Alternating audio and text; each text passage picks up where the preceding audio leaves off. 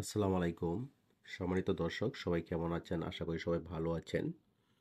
অনেকেই প্রশ্ন করে থাকেন ভূমি অপরাধ প্রতিরোধ ও প্রতিকার আইনের অবৈধ দখল প্রতিরোধ কীভাবে আবেদন করতে হয় বা সেই আবেদনটি কীভাবে করা যায় সে সম্পর্কে আপনাদের কিছু জানানোর জন্য আজকে সরাসরি এই ভিডিওটি নিয়ে আপনাদের সম্মুখে আমি হাজির হয়েছি।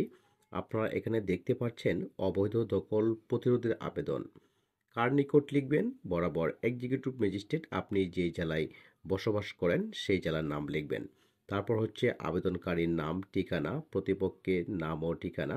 তারপর হচ্ছে যে আপনার এই বিবরণটা দিবেন। আমি নিম্ন স্বাক্ষরকারী এই মর্মে আপনার নিকট অভিযোগ করিতেছি যে আমি আইনানুগ নিম্ন তফসিল বর্ণিত ভূমি অধিকারী ও দখলদার প্রতিপক্ষগণ বেআইনিভাবে আমাকে ইহা হইতে উচ্ছেদ দখলচ্যুত করিতে বাসাইতেছেন বা উহার দখল প্রবেশে বাধা প্রদান করিতেছে বিধায় তাহার বিরুদ্ধে বেআইনি কার্য প্রতিরোধ সহ আইনানুগ ব্যবস্থা গ্রহণের জন্য আপনার নিকট আবেদন করিতেছি।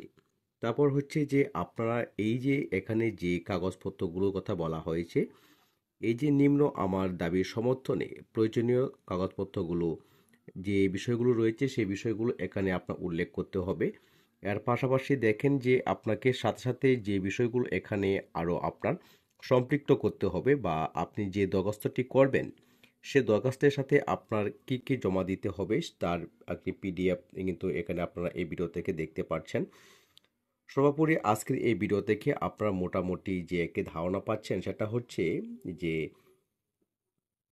এক্সিকিউটিভ ম্যাজিস্ট্রেটের নিকট অবৈধ দখল প্রতিরোধের জন্য আবেদনটা কীভাবে করতে হবে সেটা কিন্তু আজকে আপনারা এই ভিডিওর মাধ্যমে সম্পূর্ণ ফ্রি দেখতে পাচ্ছেন।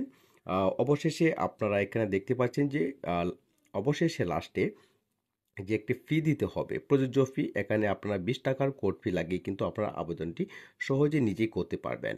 যদি ভিডিওটি ভালো লাগে তাহলে অবশ্যই লাইক কমেন্ট করে পাশে থাকবেন।